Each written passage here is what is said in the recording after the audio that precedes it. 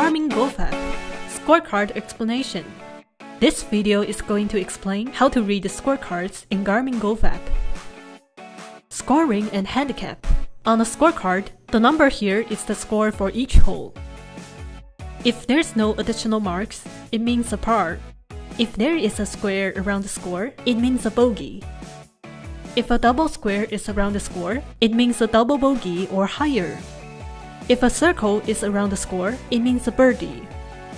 If a double circle is around the score, it means an eagle, double eagle, albatross, or a hole-in-one. If there is a dot below the score, it represents a handicap of 1 stroke taken.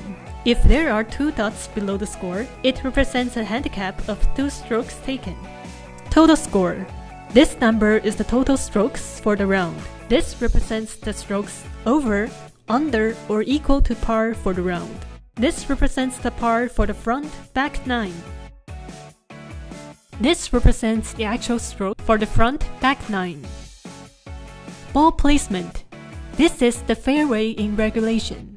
The number in front is the total drives that landed on the fairway within regulation. The number behind is the number of fairway hits available.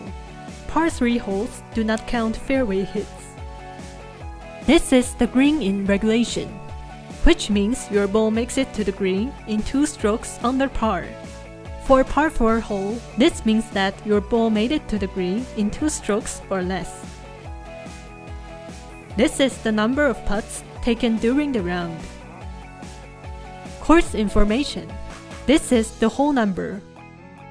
And this is the par for the hole. That was all about the meanings of every number on the scorecard. Thanks for watching.